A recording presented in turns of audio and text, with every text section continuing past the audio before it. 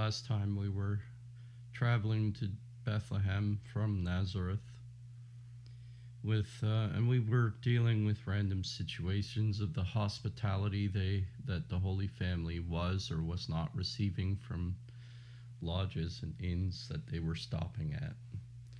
Well, today we are in Bethlehem. So, subtext, the arrival in Bethlehem. The distance from the last public house to Bethlehem may have been 3 hours. Mary and Joseph went around by the north and approached the city on the west. A short distance outside the city, about a quarter of an hour's walk, brought them to a large building surrounded by courtyards and smaller houses. There were trees in front of it, and all sorts of people encamped in tents around it. This house was once the paternal home of Joseph, and ages before it had been the family mansion of David. It was at this period used as the custom house of the Roman taxes. Joseph still had in the city a brother, who was an innkeeper. He was not his own brother, but a step-brother. Joseph did not go near him. Joseph had had 5 brothers, 3 own brothers, and 2 step-brothers. Joseph was 45 years old. He was 30 years and I think 3 months older than Mary. He was thin, had a fair complexion, prominent cheekbones tinged with red, a high open forehead, and a brownish beard.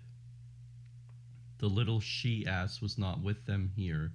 She had run away around the south side of the city where it was somewhat level, a kind of valley.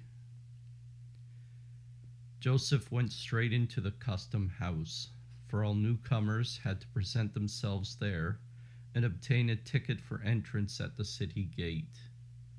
The city had properly no gate, but the entrance lay between 2 ruined walls that looked like the remains of a gate.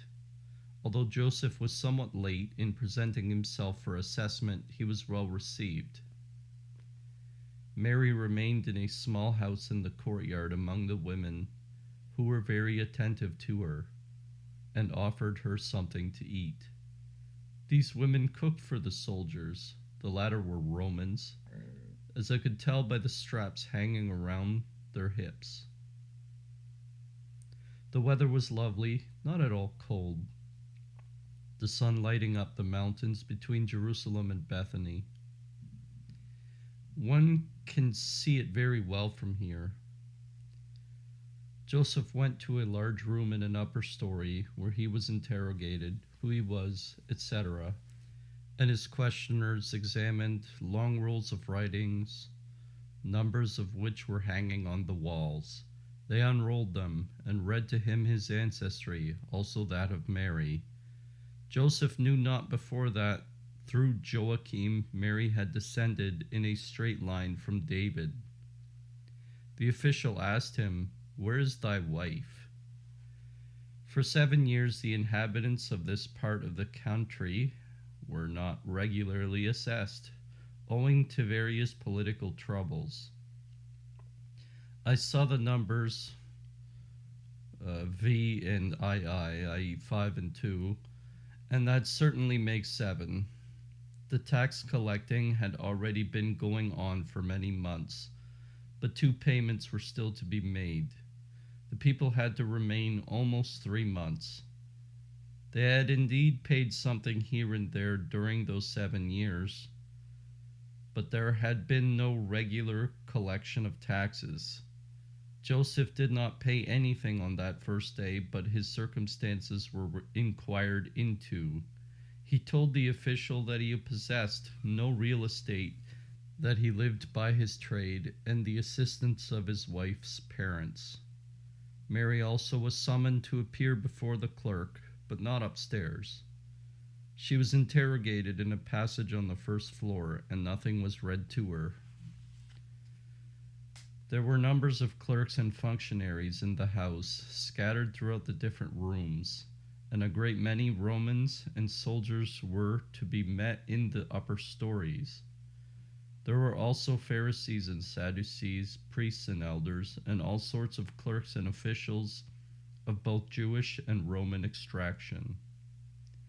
There was no such payment of taxes going on in Jerusalem, but in many other places, in Magdala on the Sea of Galilee, for instance, taxes were being received. The Galileans had to pay there, and the people from Sidon too, partly on account of their commercial connections, I think. Only those that had no establishments, that possessed no estates, had to report at their birthplace. The receipts for the next 3 months were to be divided into 3 parts. The Emperor Augustus, Herod, and another king who dwelt in the neighborhood of Egypt had a share in them. The king near Egypt, having gained some advantage in war, had a claim upon a certain district far up in the country. Consequently, they had to give him something. The second payment had some reference to the building of the temple. It was something like a payment on money advanced. The third was for the poor and for widows, who had received nothing for a long time. But it all went, as such things do in our day, a little to the right man. Good reasons were easily found for its remaining in the hands of the great. Incessant writing and moving to and fro were kept up. Joseph then went with Mary straight to Bethlehem, on whose outskirts the houses stood scattered, and into the heart of the city. At the different streets they met, he left Mary and the ass standing, while he went up and down in search of an inn. Mary often had to wait long before Joseph, anxious and troubled, returned. Nowhere did he find room, everywhere he was sent away. And now it began to grow dark. Joseph at last proposed going to the other side of the city, where they would surely find lodgings. They proceeded down a street, which was more of a country road than a regular street, for the houses stood scattered along the hills, and at the end of it reached a low, level space or field. Here stood a very beautiful tree with a smooth trunk, its branches spreading out like a roof. Joseph led Mary and the beast under it, and there left them to go again in quest of an inn. He went from house to house, his friends of whom he had spoken to Mary unwilling to recognize him. Once during his quest he returned to Mary, who was waiting under the tree. He wept, and she consoled him. He started afresh on his search. But whenever he brought forward the approaching delivery of his wife as a pressing reason for receiving hospitality, he was dismissed still more quickly. Meantime, it had grown dark. Mary was standing under the tree, her ungirdled robe falling around her in full folds, her head covered with a white veil. The ass was nearby, its head turned towards the tree, at the foot of which Joseph had made a seat for Mary with the baggage.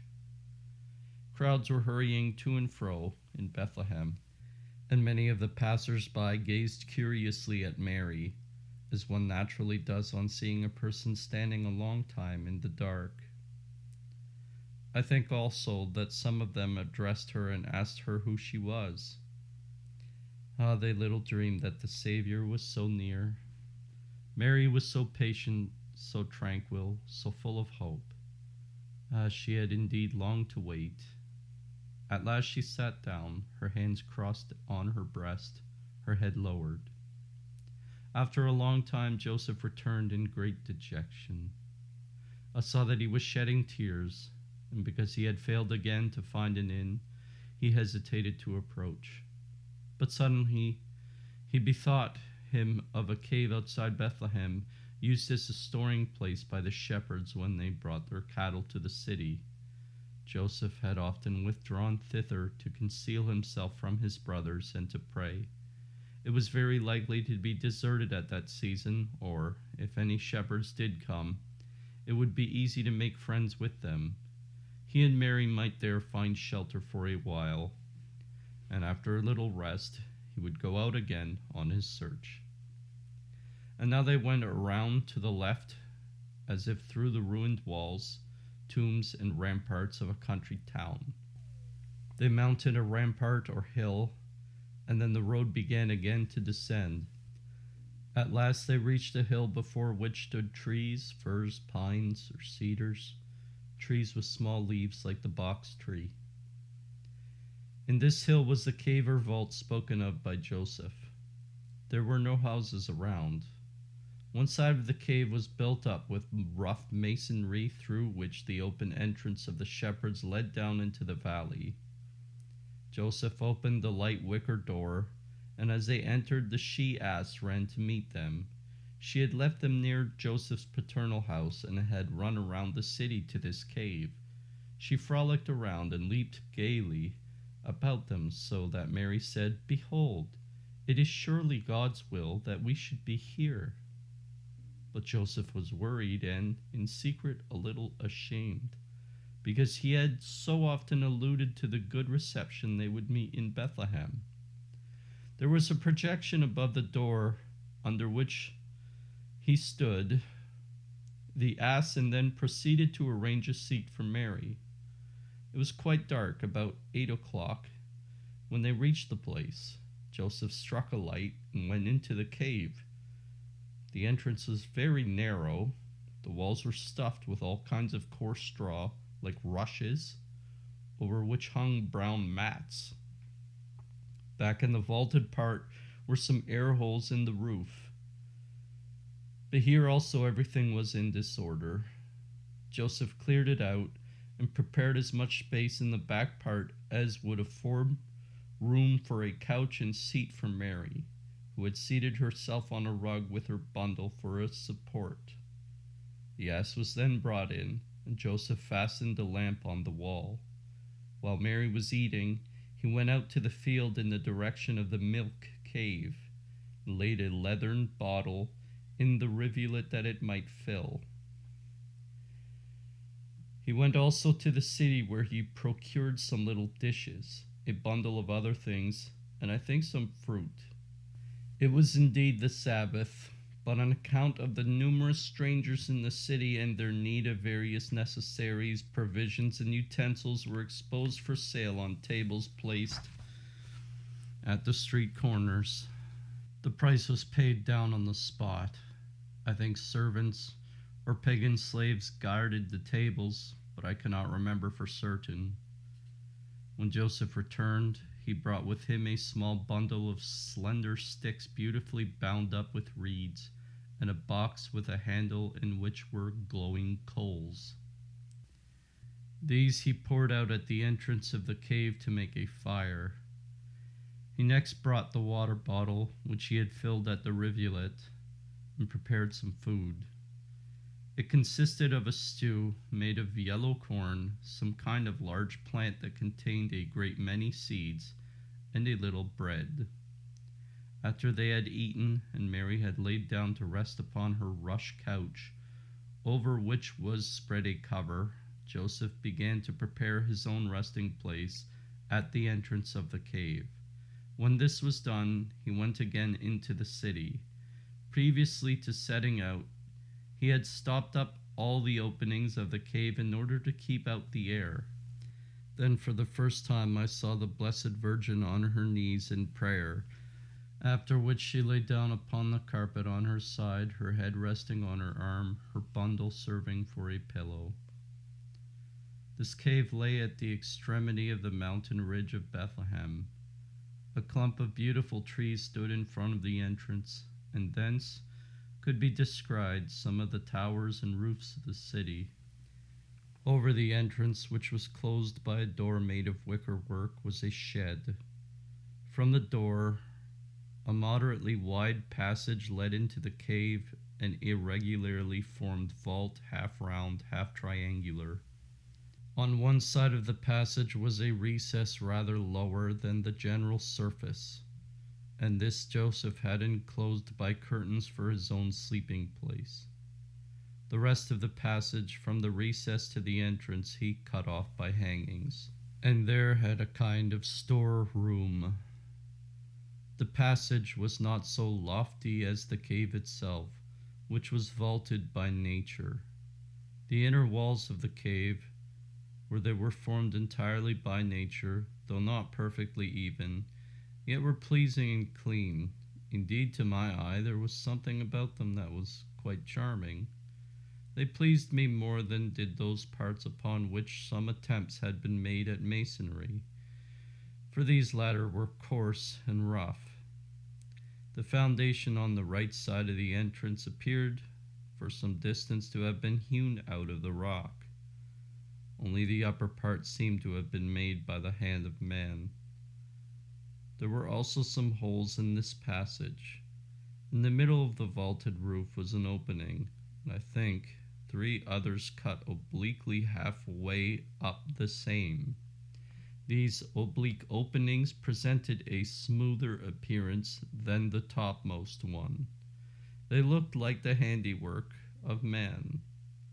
The floor of the cave was deeper than that of the entrance, and was on 3 sides surrounded by a stone seat somewhat raised, broad in some places, in others narrow. At some of the broad parts the ass took its stand. It had no trough, but a large leathern bag was placed before it, or hung in the corner. Behind was a small side cave just large enough to allow the animal to stand upright. There the fodder was stored. A gutter ran along by the corner, and I saw Joseph cleaning the cave out every day. Where Mary reposed before the birth of the child, and where I beheld her elevated above the ground at the moment of her delivery, there was a similar seat of stone. The spot in which the crib stood was a deep recess or side vault. Near it was a second entrance into the cave, which was in the ridge of a hill that ran toward the city. In the rear the hill sank into a very charming valley planted with rows of trees. This valley led to the suckling cave of Abraham, situated in a projection of the opposite hill. The valley may have been 1/8 of an hour in width, and through it flowed that little rivulet from which Joseph had procured the water. Besides the real crib cave, there were in the same hill, but lying somewhat deeper, 2 other caves, in one in which the Blessed Virgin often remained hidden. When in after years St. Paula laid the first foundation of her convent in Bethlehem, I saw a small, lightly built chapel erected in the valley and on the east side of the cave. It was so constructed as to be contiguous to the rear of the crib cave and directly back of the spot upon which Jesus was born.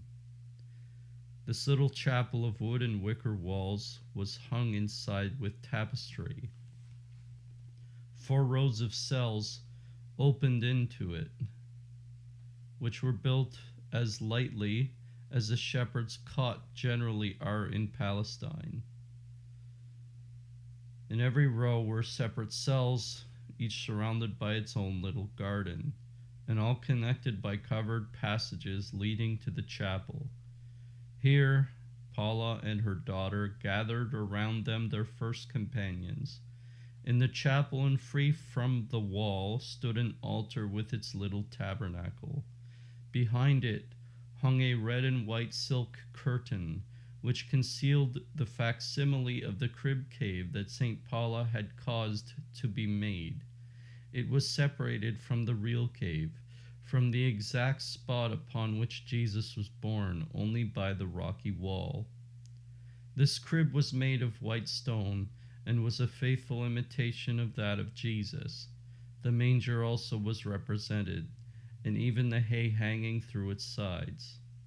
The infant in it was likewise of white stone, and closely swathed in a blue veil. The figure was hollow and not very heavy, I saw St. Paula often taking it up into her arms while she prayed. Upon the wall over this crib hung a banner upon which was represented the ass with its head turned toward the crib. It was embroidered in colors, and the hair made of threads so natural that it looked like real hair. Above the crib was a hole in which a star was fastened. I saw that the child Jesus often appeared here to St. Paula and her daughter. In front of the curtain and right and left of the altar were hanging lamps. End of reading. Alright, so I got a few notes today. A bit long, but a lot of it is about the virtue of prudence. So be patient. So first note, there's a pretty big discrepancy in supposed age of Joseph between Mystical City of God and this book, which is widely speculated on. And Catherine's expression here says he's 30 years and 3 months older than Mary, which would mean he's 45 and 3 months when she turns 15, his birthday being around D-Day, i.e. early June, early to mid-June maybe. He'd be about 45 and a half during the Nativity. Mystical City of God, he was 33 years old when they got married, when she was 15. So he'd only have been 33 and a quarter at Jesus' birth. Well, 33 and a half maybe. Who knows? Or maybe older than that. They don't give a birthday in Mystical City. And here I'm just like supposing when it is, because she says 3 months. So if she's early September, he must be early June.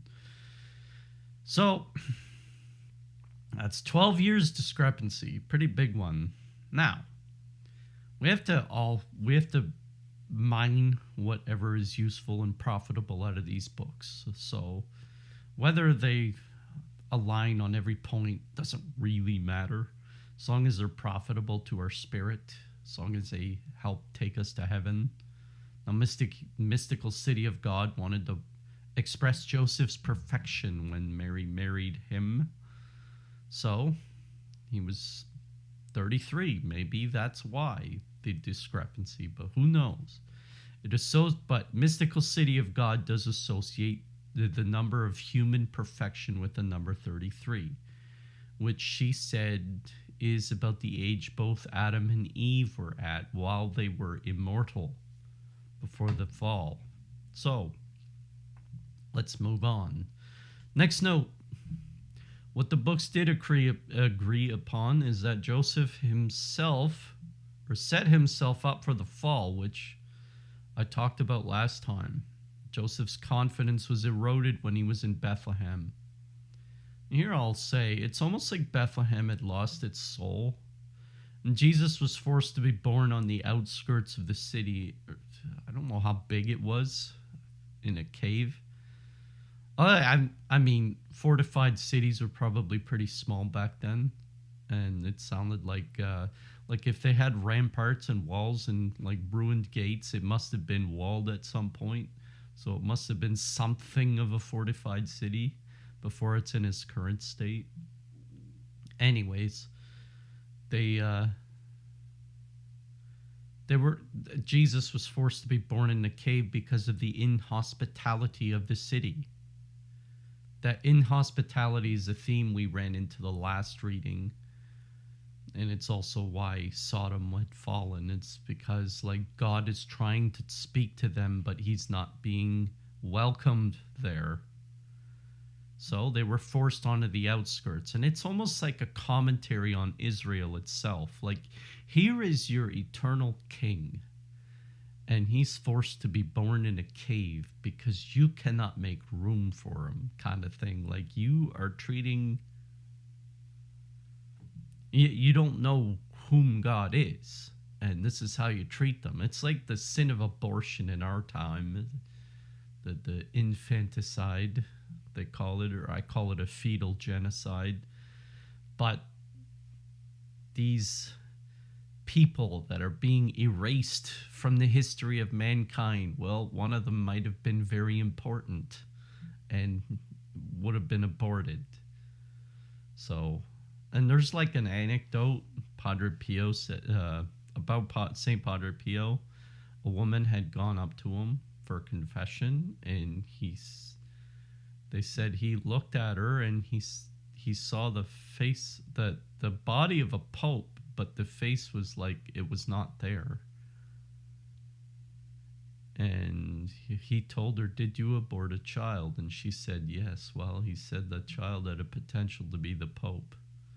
And it tells us, like, we have to watch out for these things. But this is the world we're living in. It's kicking out what is potentially God because it's inhospitable. Because people are too obsessed with their lives of degeneration and fornication that they become inhospitable.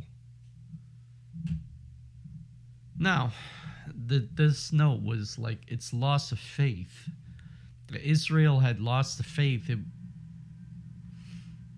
We see that when we read John 5 to John 12, we see how in every case the Pharisees are arguing against Christ. They've lost the faith. And the loss of faith, it's Father Malachi Martin put it really good. He said, when you lose the faith, you don't know you've lost it. It just subtly gets eroded from you. And then all of a sudden, you're just making decisions that you wouldn't have made. And I had an argument with my brother a few weeks ago because he was questioning the given history of Genesis. He said there's things we're not being told. And while that's true, we're not being told everything about the history of Earth, history of our planet. We're told everything that's relevant to humanity. So some people might question, well, why are there dinosaurs or whatever? You know, and they date them older. And I'm like, well, do you really trust carbon dating, the carbon 14 or whatever dating? And people put way too much trust in these things. We don't know the history of mankind, and even when two angels tell two different people, there are discrepancies, as we saw in the age of Joseph. So, why are there discrepancies? We don't know. We don't know our history, and you think we're going to find it better using tools? No, because there's no tool that can read history. Dating is very shaky. I wouldn't call it valid nor reliable. Valid, it probably gives you the wrong ages, and reliable because it doesn't give you the same age every time you do it. So, and what happens is when we start to accept the things that atheists tell us, for example, the hypothesis of evolution, when we start to accept those things, they erode at our faith just a little bit at a time. And so and it seems harmless. It seems harmless. But then after a while, you just start to find out, you just start to think or place the godhood in yourself, which is the absolute wrong move. When godhood should only be placed in God, and you have to submit to something. But then the more you think you're being lied to, the less you're likely to submit to something. So, if you lose faith in the history that you've been given by God, well, what's going to happen next? Naturally, you're just going to drift into yourself, which is exactly what the devil wants. And this is something we have to watch out for. So, next note. This book finally gives detail about the Roman occupation and what Kaiser Augustus was doing. The whole paying of taxes, and it goes into pretty big detail on the matter, which again we didn't get exposed to before. When you see a movie on Jesus, the Roman occupation is usually the first thing they bring up. So it's a very different rhythm when you read this book. They'll often use the census as the operating reason that Mary and Joseph had to go to Bethlehem. But in these visions, Joseph was simply told to go there by an angel in a dream, in the fashion of Jacob. Now, Joseph actually wanted to move to Bethlehem, as are revealed in this book, but seeing all of this happen at the Nativity of Christ, I wonder if it finally dawned on him that it was a bad idea from the get-go. We may have plans, and the reason why God's plans strike us in the face is because we're proud and we don't submit. And we come up with these benign plans without having the knowledge or the foresight that God has. And that pride and self-reliance is the point I was just making when you start to quote-unquote learn things that atheists tell you, that pride and self-reliance is a supremely hard thing to let go of. To say, I have been taught incorrectly. What I have been taught is not profitable to my progress in the soul, which is of capital importance in our human lives, is the progress of the soul. It doesn't matter if we learn the truths about humanity's or Earth's history, it matters how close we get to God. That is the thing that matters the most. This is how our faith gets tested. The stuff on taxes being meant to go to orphans and widows. Now, this is a huge thing that I'm going to bring up.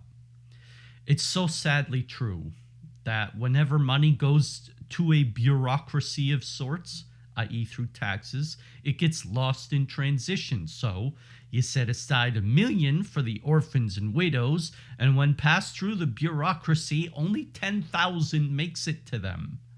It's just a solid example of why socialism doesn't work whatsoever.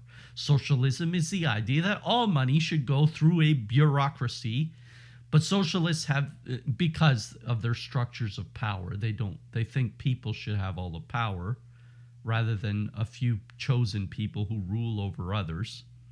And socialists have this idealized version of mankind in that it operates at maximum efficiency without taking into account of critical variables. The paradox here is that if mankind operated at maximum efficiency, it would not need a bureaucracy to operate it at maximum efficiency. However, socialists, and they idealize that, but then they go against themselves. It is a paradoxical belief. They don't understand how broken humanity is. It's something that most of us cannot get into our heads, how broken we are as a species, how far fallen we are from God, from heaven, from truth. And I think it's something that eludes a lot of people, Catholics included. Now I'll elaborate on this a lot further. I once got into an argument with my friend, and I just noticed a pattern that had emerged in him. It had dawned on me. It was like a eureka or an epiphany during the conversation. I said, you have an awfully dystopian view of people. Now, the concepts. You can have a utopian view of people or dystopian. Utopian is an ideal society. Dystopian means everything is pretty much gone to hell. Let's suppose you're a woman, to illustrate this argument best, and you have a husband. Now you want to seize control of all expenditures, of all monetary expenditures in the marriage. If you do so, you have a dystopian view of the man because you feel that you would use the expenditures better than he would, that you are more prudent than he is. But if you want him to control all the expenditures and let him give you an allowance that you cannot exceed, then you have a utopian view of him. The problem is if you're wresting control of him, you have a dystopian view of him, which is a very unhealthy way to see a husband. But this works on multiple levels. This is just an example. Now, socialists make the mistake of simultaneously having a dystopian view of their enemies, the naysayers, the people who vote right-winged, but a very utopian view of their allies, like they can do no wrong, an error that inflicts a lot of mankind. Whereas liberty-loving folks, like the ones who the founding fathers of the United States, have a general utopian view of men. And I studied American literature pretty extensively. If you read their earlier literature, you would know that they have a reliance on this generally optimistic, I call it a utopian view, but you could call it an optimistic view of their fellow colonists. But then when you deal with like-minded colonists, a lot of you are on the same page. So everything operated with a beforehand nearly unseen cooperation, because there was a lot that was unspoken but just common. You've had the same struggles. You came from similar Christian backgrounds. There was a lot that was already settled that you didn't need to beforehand settle, which is why the US got off to a very good start in terms of its prudence. It is imprudent, however, to have a utopian view of people who deserve not an iota of your trust. And it is also imprudent to have a dystopian view of people who deserve your trust. So neither founding father vision nor current socialist vision is correct or prudent. Now, this can get complicated because you're dealing with you're arguing one philosophy against the others, but that philosophy has a dependency. This is the issue that the Vatican currently has with immigration,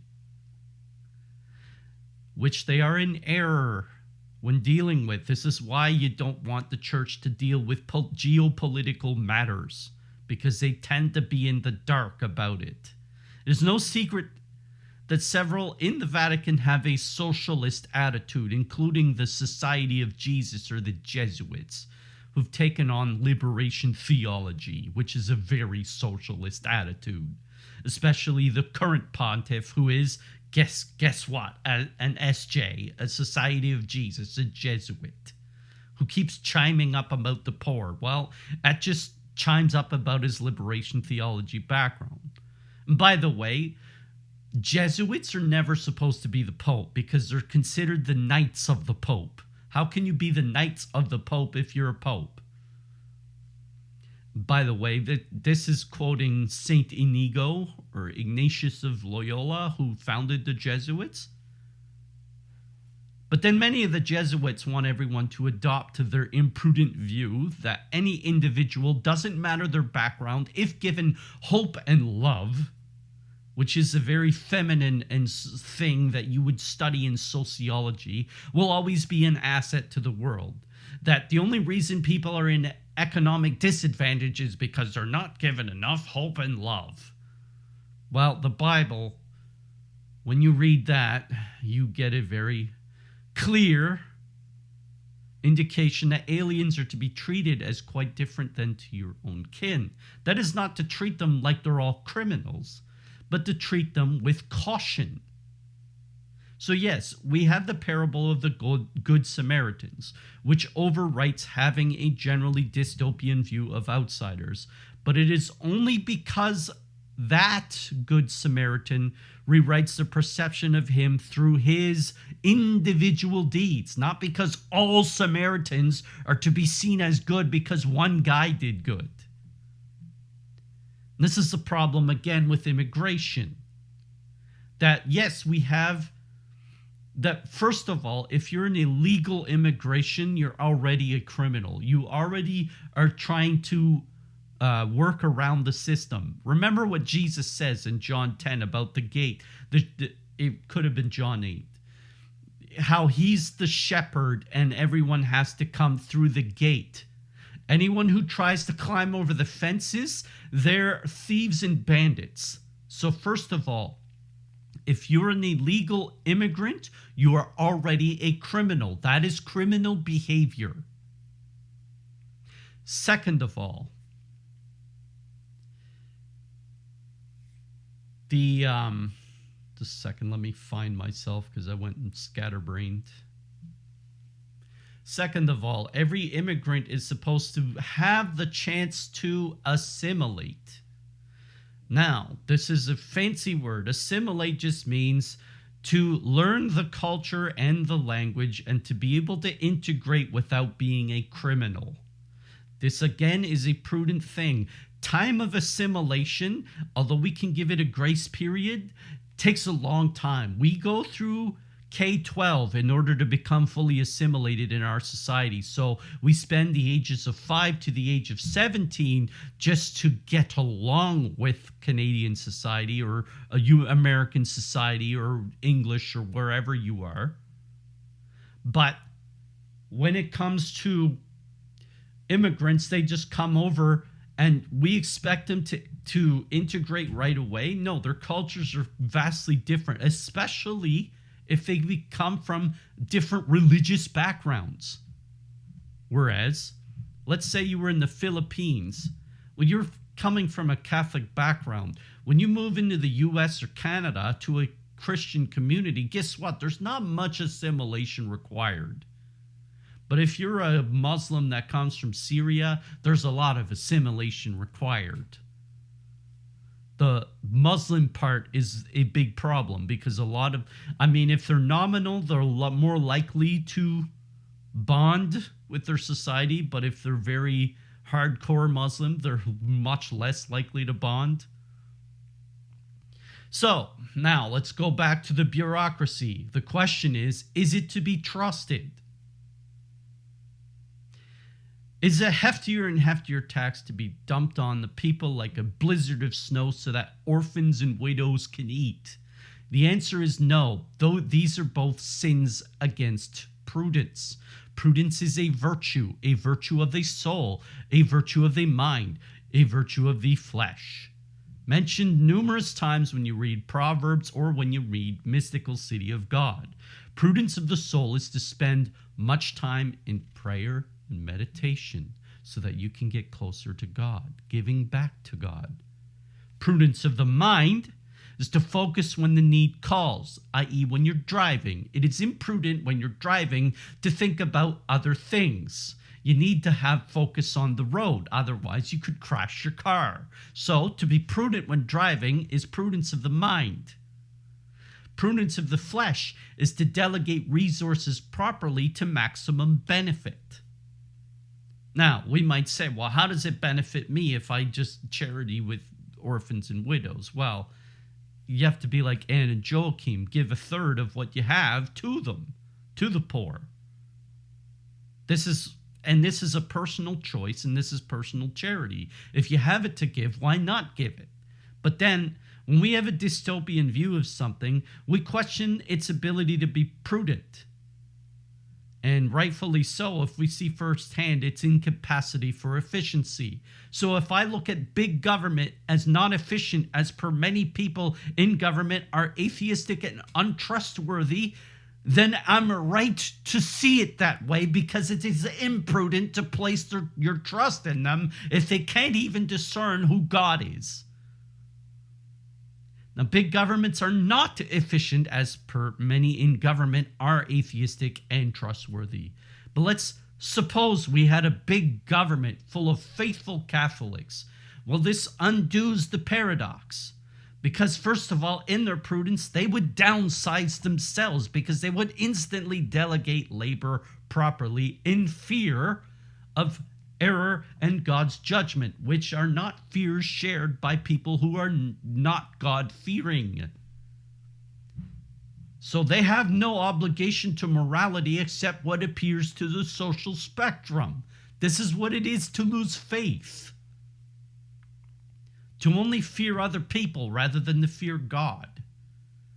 Rather than having like, if a government was run by a bunch of Catholics, it would downsize only to as much as was needed, and they would scrap their 10% for the big guy mentality. So anyways, Anne Catherine said it was true of even her age, which was the early 1800s, that money heavily delegated towards these charity groups do not go to charity. This is just a perennial truth of humanity. Big institutions are often exceedingly imprudent and inefficient, and it is evidenced by the fact that they are big. We just have a lot of forgiveness in our time because of industrialism. Industrialism has made man extremely lazy and inefficient and imprudent. Industrialism has eroded our virtues very severely. And now everyone is blanketed in extra labor, like a blizzard comes upon them, and now we all have to shovel our driveways with meaningless labor. Labor that doesn't take us closer to God, that has no catechesis to it. You have to work in a factory loading a hopper. Wow. Let's learn about Jesus Christ while being in a noisy environment in which you need earplugs to operate in. Have annoying superiors constantly checking on your tasks to make sure that you're working at maximum efficiency in the middle of the night. Anyways, that's it. Ave Maria.